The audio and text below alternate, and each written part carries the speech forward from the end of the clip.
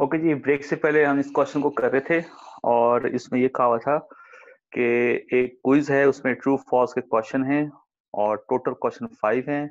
उस क्विज को पास करने के लिए कम से कम 4 क्वेश्चन आपके सही होने चाहिए। आपने प्रोबेबिलिटी कंप्यूट करनी थी कि स्टूडेंट जो है जो इस क्विज को सॉल्व करे वो पास हो जाए। तो हमने एन और P first of all compute किया, उसके बाद क्यू की वैल्यू कंप्यूट की। क्योंकि ट्रू फॉल्स के क्वेश्चन है, आधे चांस ट्रू होने के होते हैं, आधे चांसेस फॉल्स होने के होते हैं। तो हमारे पास ट्रू होने की प्रोबेबिलिटी और फॉल्स होने की प्रोबेबिलिटी जो है दोनों केसेस में हमारे पास 50% होगी। 50% का मतलब हो गया 1/2। तो हमने एटलीस्ट 4 क्वेश्चन जो है उसकी प्रोबेबिलिटी कंप्यूट करनी थी। तो एटलीस्ट 4 का मतलब होता है 4 और 5, क्योंकि टोटल 5 है तो हम x को 5 तक लेके जाएंगे।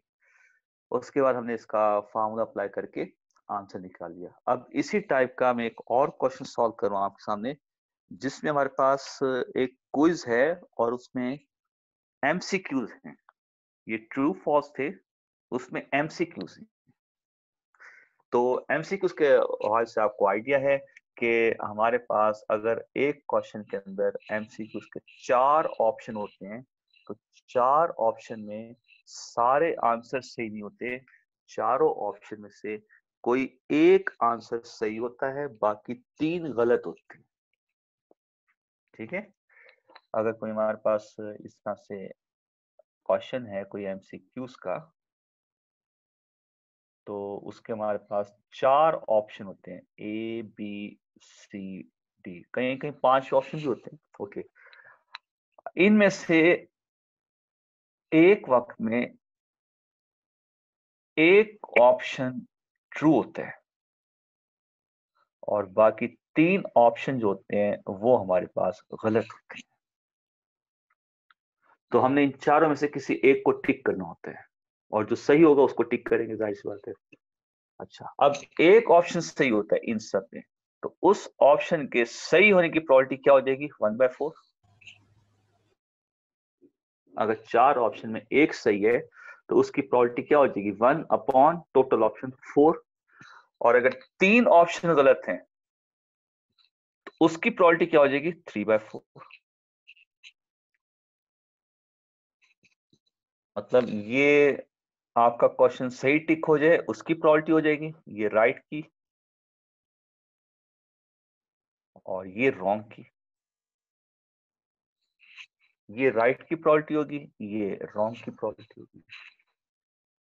और अगर आपका ट्रू फॉल्स का क्वेश्चन है तो उसमें राइट होने की प्रोबेबिलिटी जो होगी वो भी 1/2 होगी और रॉन्ग होने की प्रोबेबिलिटी जो होगी वो भी 1/2 होगी। तो ये क्वेश्चन तो अभी हमने किया है ब्रेक से पहले। अब हम इस क्वेश्चन की तरफ आते हैं। तो एमसीक्यूज में जितने भी ऑप्शन होंगे ना, अगर 4 ऑप्शन, नॉर्मली 4 ऑप्शन होते हैं, तो 4 ऑप्शन के लिए ट्रू होने की प्रोबेबिलिटी, मतलब अगर कोई क्वेश्चन सही टिक कर रहे हैं उसकी प्रोबेबिलिटी 1/4 होती है और गलत होने की प्रोबेबिलिटी होती है 3/4, क्योंकि 3 ऑप्शन गलत होते हैं। टोटल 4 हो गए। तो टोटल नीचे हम सैंपल स्पेस लिखते हैं ना, टोटल सैंपल स्पेस। ऊपर कितने क्वेश्चन गलत हो रहे हैं, नीचे टोटल क्वेश्चन। ऊपर कितने क्वेश्चन सही हो रहे हैं, नीचे टोटल ऑप्शन। तो 4 ऑप्शन में एक सही होता है, 1/4। 4 ऑप्शन में 3 गलत होते हैं, 3/4। ठीक है, अब ये एमसीक्यूज के रिस्पेक्ट से आप जहन में रखेंगे प्रोबेबिलिटीज को, और इसको जहन में रखेंगे ट्रू फॉल्स के रिस्पेक्ट से। तो ट्रू फॉल में 1/2 होते हैं।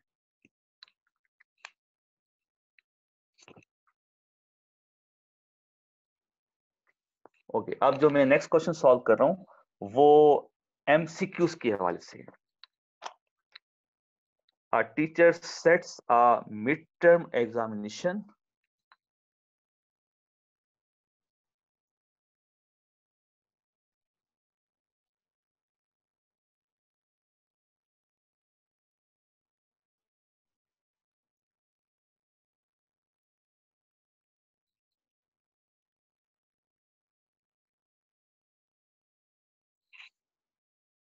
of 8 multiple choice questions.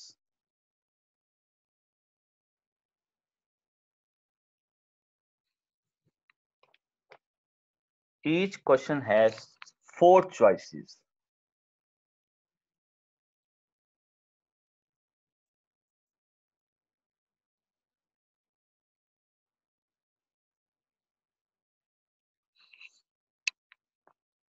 Only one of which is correct.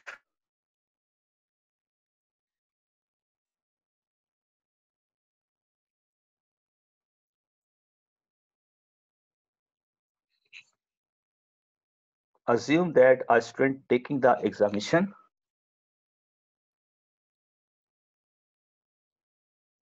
a student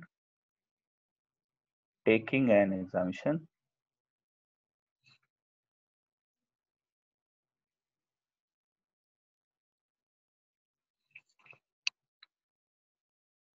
and guesses on every questions.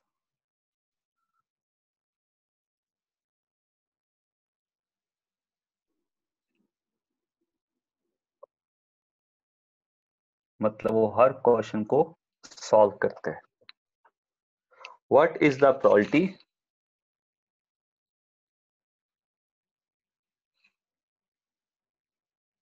What is the probability that the student guesses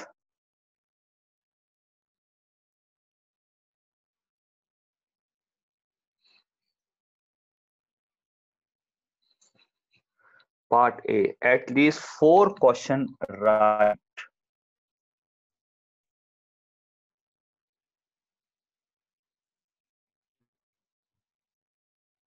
4 question right.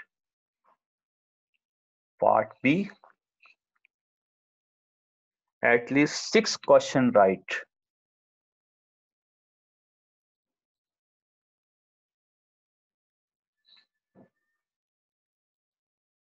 And part C,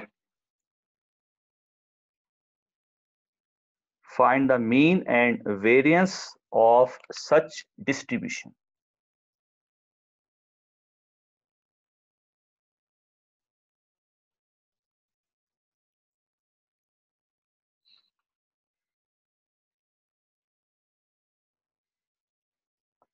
मतलब इस problem से जो भी distribution बनेगा, मतलब वो बनाना नहीं है आपने, जो भी डिस्ट्रीब्यूशन बनेगा उसका आपने मीन और वेरिएंस भी कंप्यूट करना है. ओके जी. फर्स्ट ऑफ ऑल हम ये देखते हैं कि क्या हम इस क्वेश्चन को जो है बाइनोमियल प्रोबेबिलिटी डिस्ट्रीब्यूशन से सॉल्व कर सकते हैं या नहीं कर सकते. तो उसके लिए हमें पहले n और p को देखना होगा इस क्वेश्चन के अंदर. तो n भी हमारे पास गिवन है, 8 MCQs हैं, मतलब 8 क्वेश्चन हो गए. और उसके बाद MCQs है, तो MCQs में हमें देखें, हमने प्रोबेबिलिटी किसकी कंप्यूट करनी है, 4 क्वेश्चन राइट, 6 क्वेश्चन राइट. तो हमारा सक्सेसिव इवेंट राइट हो गया. तो MCQs में राइट होने की प्रोबेबिलिटी क्या होती है, 1/4 अगर 4 ऑप्शन है. ठीक है, उसने बताया हुआ है कि ईच क्वेश्चन हैज 4 चॉइसेस. तो ट्रू होने की प्रोबेबिलिटी क्या होगी, 1/4 राइट होने की, क्योंकि राइट हमारा सक्सेस इवेंट है, क्योंकि राइट होने की हमने प्रोबेबिलिटी निकालनी है. तो राइट हमारा सक्सेस इवेंट हो गया, तो p की वैल्यू 1/4 हो गई. और जो रॉन्ग होगा वो हमारा फेलियर इवेंट होगा, मतलब वो क्यू होगा. या तो 1 में से 1/4 को माइनस कर दें, या डायरेक्ट आप लिख दें 3/4. ये रॉन्ग की प्रोबेबिलिटी, ये राइट की प्रोबेबिलिटी. उसके बाद उसने आपसे क्या कहा है, पार्ट ए में एटलीस्ट 4 क्वेश्चन राइट. तो एटलीस्ट का मतलब मैंने अभी आपको बताया पिछले 2 क्वेश्चन के अंदर कि एटलीस्ट का मतलब होता है more than equal to. At least 4 question का मतलब होता है more than equal to. At least का मतलब ये होता है. तो मोर देन 4 का मतलब क्या हो गया कि आपने 4 से अबव जाना है, 4 को भी लेना है और 4 से अबव जाना है, मतलब 5 तक जाने जहां तक आपका n है, 6 7 8, ये आपका मोर देन इक्वल टू 4 की एक्सपेंशन होगी। ठीक है, अब हम वन बाय वन इस पे बायनॉमियल फार्मूला अप्लाई करके इनके आंसर निकालेंगे और उन सबको ऐड कर देंगे। अच्छा, अगर इसका कॉम्प्लीमेंट्री बनाते हैं, जैसे हमें नजर आ रहा है इसमें 5 दफा फार्मूला यूज होगा, 1 2 3 4 5, 5 टाइम्स इसमें फार्मूला यूज होगा। अगर हम इसके कॉम्प्लीमेंट्री की तरफ आते हैं तो उसको भी देख लें। इस चीज को हम लिख सकते हैं that is equal to 1 minus probability of x less than 4। Equal to इसमें है, इसमें नहीं आएगा, ये मोर देन है तो ये लेस देन हो जाएगा, इसको 1 में से माइनस कर देंगे।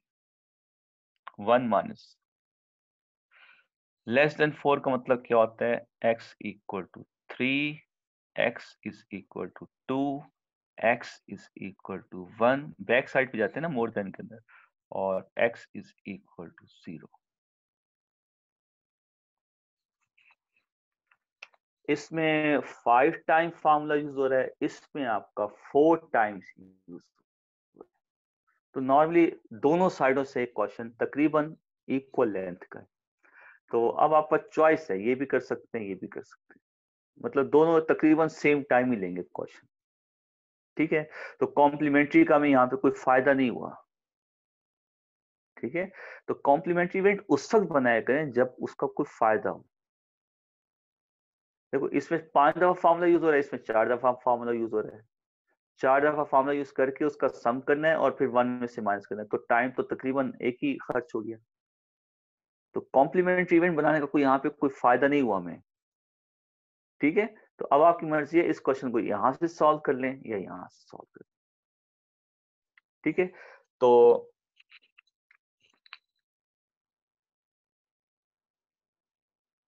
आई थिंक अब आप इसको खुद ही कर लेंगे। ठीक है, इसमें कोई मुश्किल काम तो नहीं है, बस ये था मैंने क्वेश्चन आपको समझाना था एमसीक्यूज के हवाले से कि एमसीक्यूज के अंदर हमारे पास P की वैल्यू क्या होती है और Q की वैल्यू क्या होती है, वो मैंने आपको कॉन्सेप्ट दे दिया। अब ये N है, ये P है, ये Q है और ये X है। वन बाय वन पुट करें, इसका आंसर निकाल लें। इसी तरह इसका B पार्ट, ठीक है, ये अब मैं लिख देता हूं यहाँ पर, डू योर सेल्फ, ये अब आप खुद करेंगे, वैल्यूज को पुट करके इसको सॉल्व कर लेंगे। इसका बी पार्ट देखें, एटलीस्ट 6 क्वेश्चन, एटलीस्ट 6 क्वेश्चन, तो एटलीस्ट 6 क्वेश्चन को हम नोटेशन के तौर पर लिख सकते हैं, x इज ग्रेटर देन 6। तो इसको ओपन करें पहले, x is greater than equal to 6, इसको ओपन करें। इसमें जनाब 6 भी आएगा, इसमें 7 भी आएगा और इसमें 8 भी आएगा। तो ए पार्ट में आपने यहाँ पे 6 की प्रोबेबिलिटी निकाली होगी, 7 की भी निकाली होगी, 8 की भी निकाली होगी। ठीक है, इन तीनों की वैल्यूज उठाकर यहाँ पे रखें और आपके पास पार्ट बी भी इसी के अंदर से सॉल्व हो जाएगा। बट शर्त यह है कि आप इस क्वेश्चन को कॉम्प्लीमेंट्री इवेंट से नहीं करेंगे।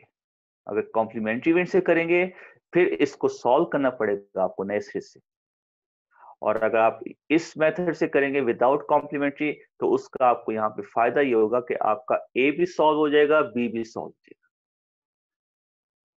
ठीक है, तो अब आप देख लें कॉम्प्लीमेंट्री इवेंट यहाँ पे नुकसान दिया आपको, तो ये आप नहीं करेंगे यूज, इसको यूज करेंगे और फिर 6 की 7 की 8 की प्रोबेबिलिटी दोबारा उठा के यहाँ पे यूज करेंगे, तो आपका ए भी सॉल्व हो जाएगा, साथ साथ बी भी सॉल्व हो जाएगा।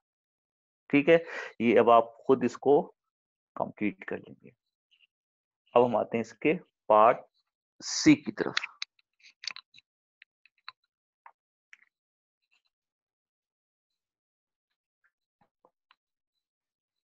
पार्ट सी में उसने कहा है कि आप इसका मीन और वेरिएंस निकालें।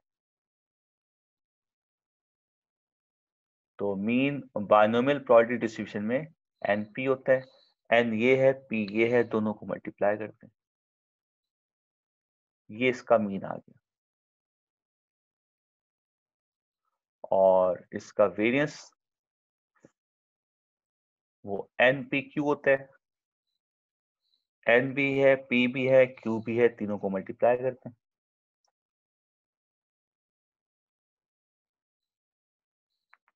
तो ये 1.5 हो जाएगा, को मल्टीप्लाई करें, ये 1.5 आ जाएगा। 4 2 8, 2 2 4, 3/2, 3/2 1.5 होता है। ये आपका पार्ट सी का आंसर हो गया। ठीक है, और पार्ट ए और बी ये अब आप खुद बैठ के इसको कर लेंगे।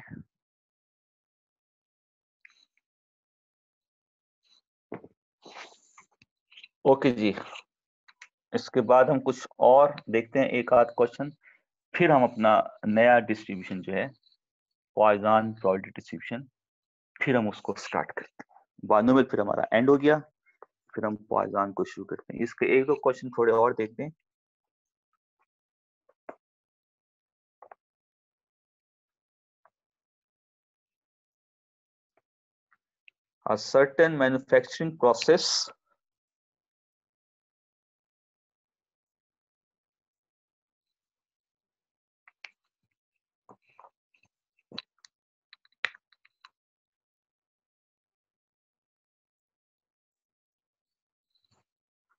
A certain manufacturing process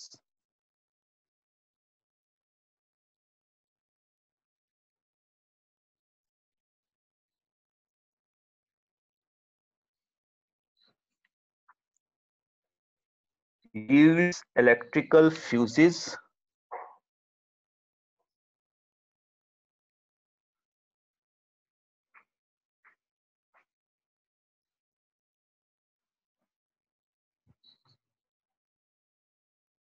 of which in the long run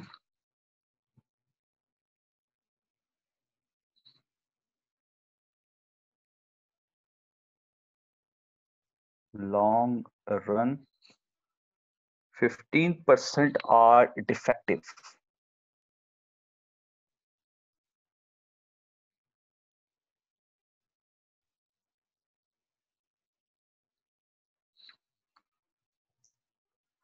Find the probability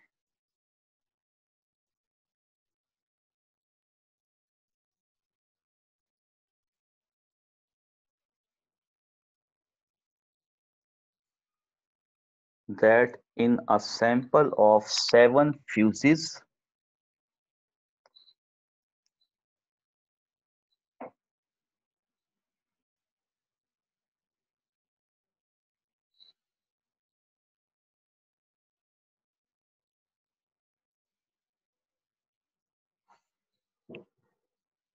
there will be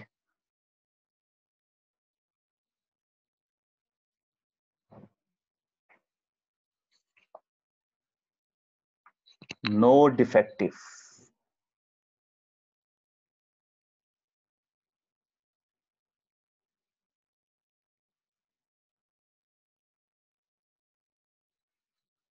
B part, at least one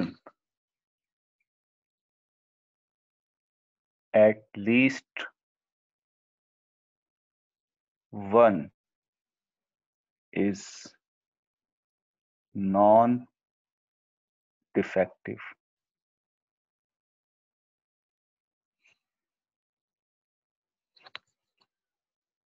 C, no more than one defective.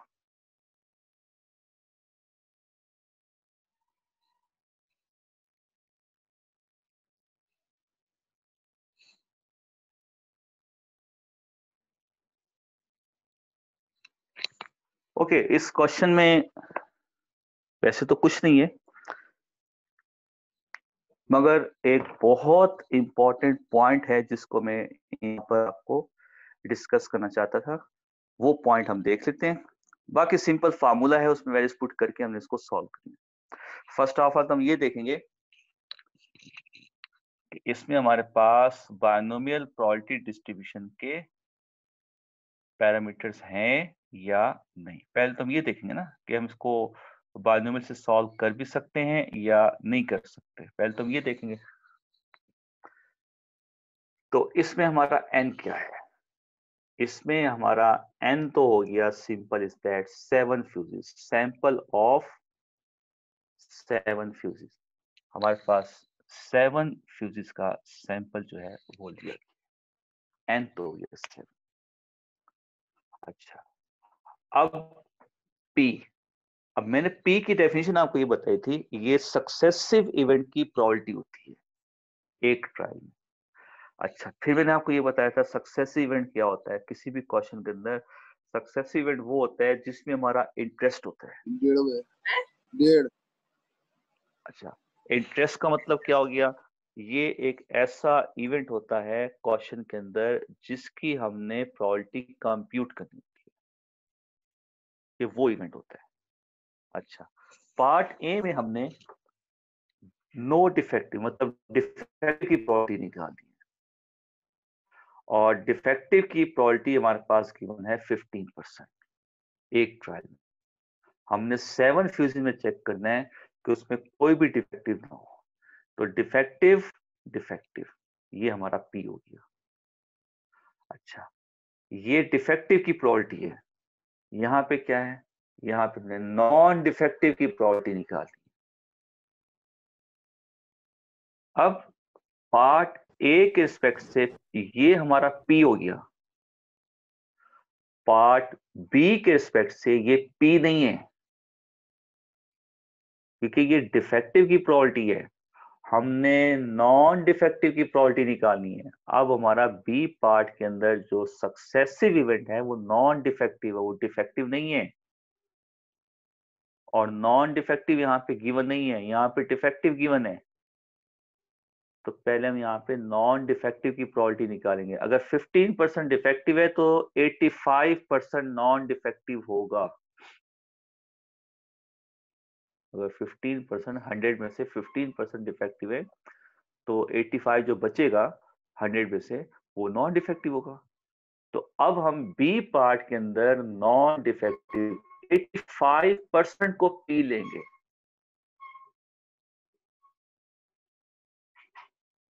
फिर सी पार्ट में देखें, फिर उसने नो मोर देन 1 डिफेक्टिव मतलब C part में फिर वो defective पे आ गया, ये फिर पी बन जाएगा।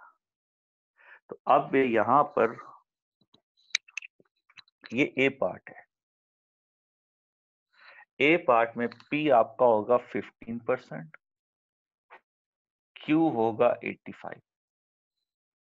बी पार्ट में इनकी वैल्यूज चेंज हो जाएगी, एन हो जाएगा, पी आपका हो जाएगा 85% और क्यू हो जाएगा 15%।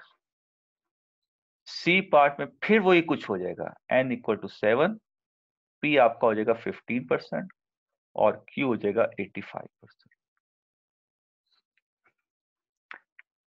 ये चीज भी क्वेश्चन में आपने लाजमी देखनी है कि आपने जिस इवेंट की प्रोबेबिलिटी निकालनी है वो इवेंट क्या है, वो डिफेक्टिव है या नॉन डिफेक्टिव है।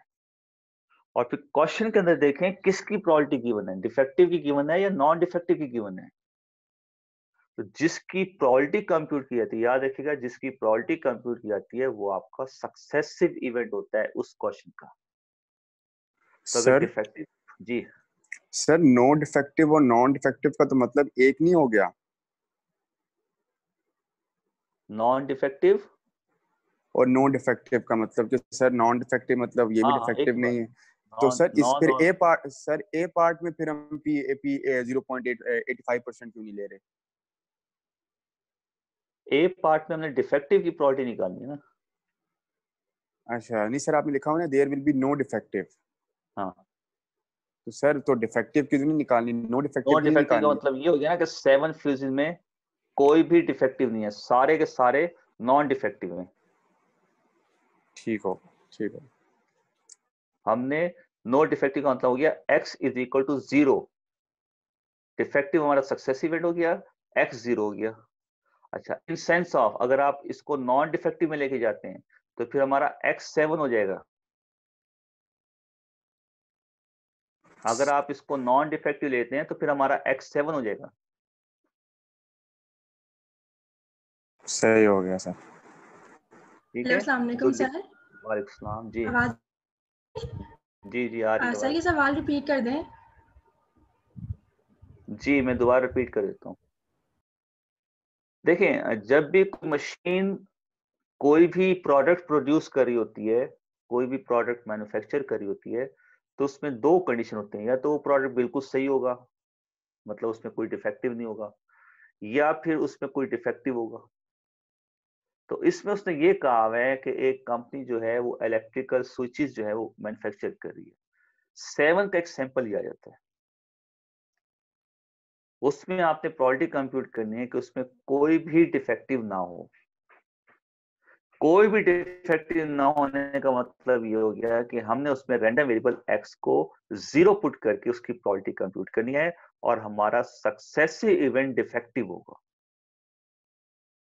अच्छा, अभी जैसे स्टूडेंट ने कहा था सर नो डिफेक्टिव और नॉन डिफेक्टिव एक जैसी चीज होती है। मैंने कहा जी बिल्कुल एक जैसी चीज होती है।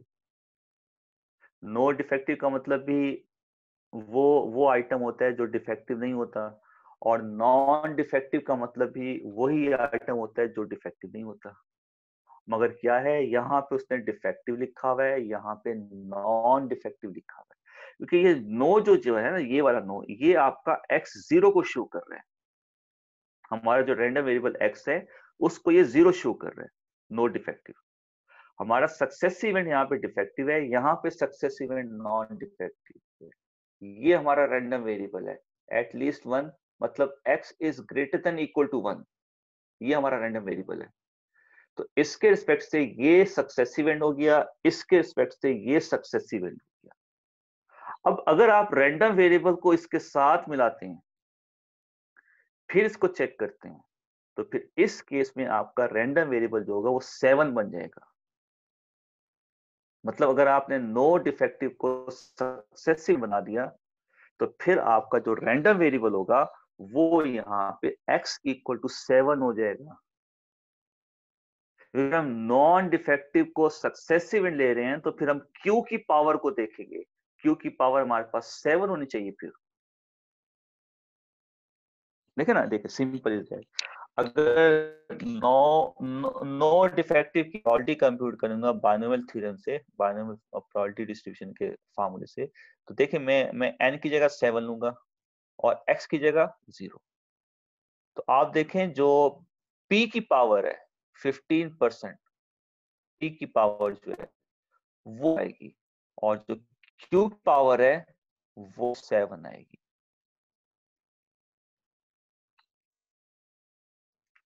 7 माइनस 0।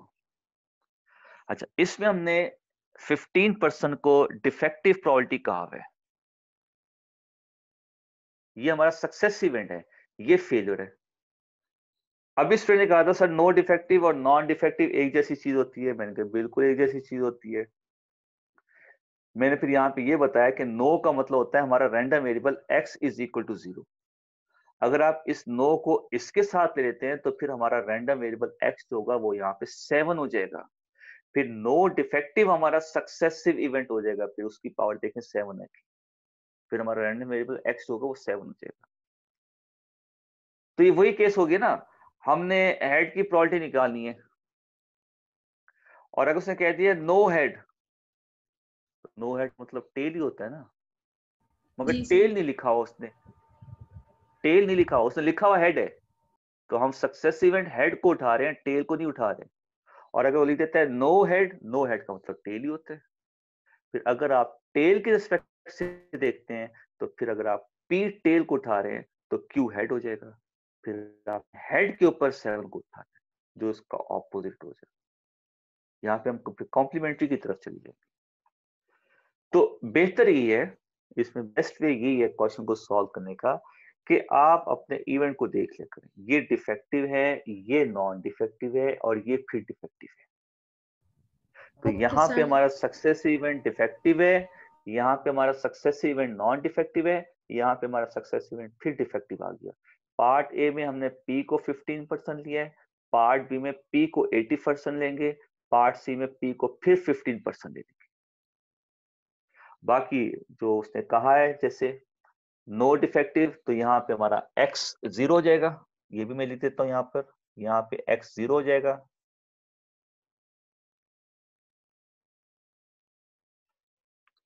बी पार्ट के अंदर आपका x जो होगा वो एटलीस्ट 1 होगा,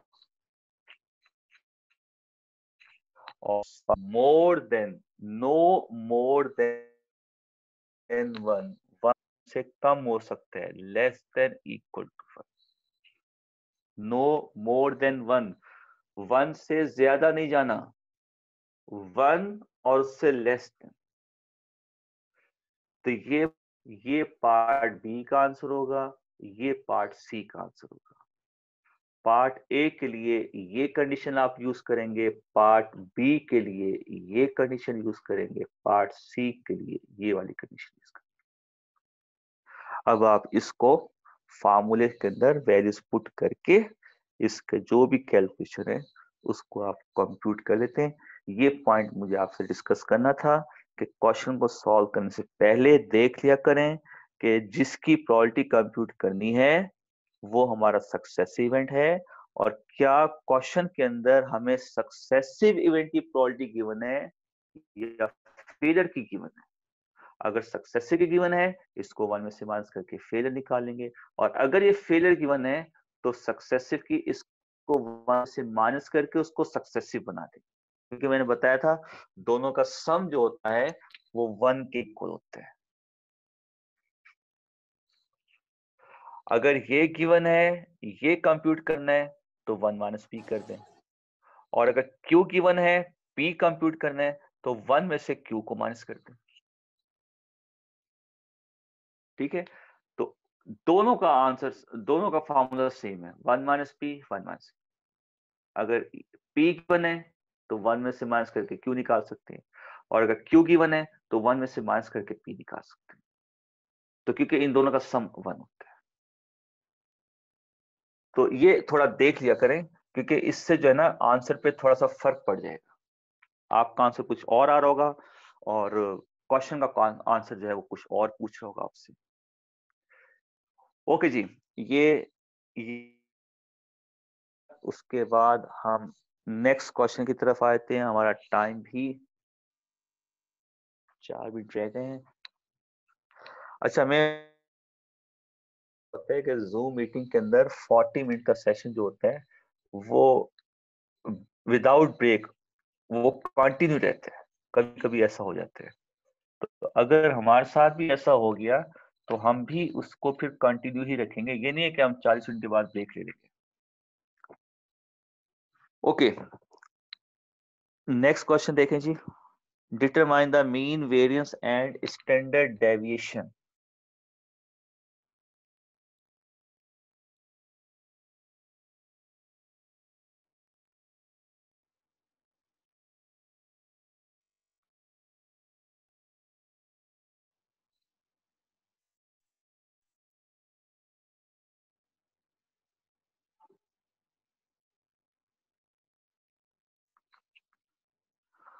और ए पार्ट, बी पार्ट और सी पार्ट।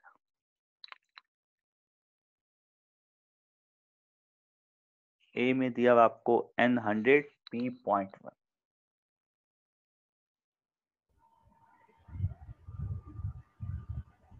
बी पार्ट में आपको दिया हुआ N100 P.8,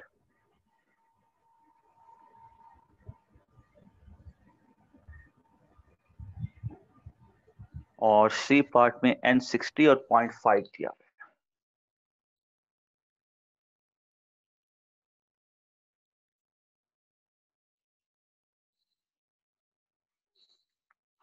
ठीक है, mean you know very well, NP। Variance इसका भी आपको पता है, NPQ। और स्टैंडर्ड डेविएशन इसका भी आपको पता है, NPQ का स्क्वायर। ठीक है, N दिया हुआ है, P दिया हुआ है, P दिया हुआ है, यहां से Q निकाल लें। ये P दिया हुआ है, यहां से Q निकाल लें। ये P दिया हुआ है, यहां से Q निकाल लें।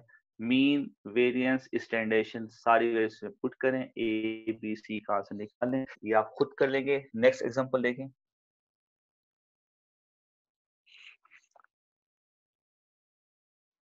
Is it possible to have a binomial distribution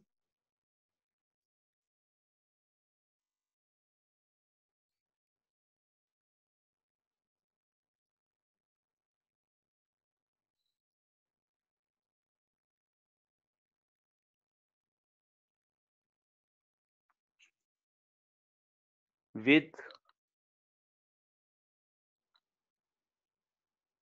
mean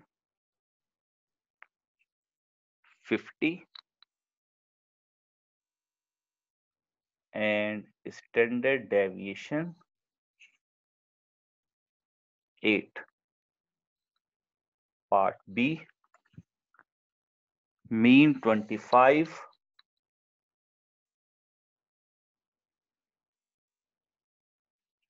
and standard deviation 4.33.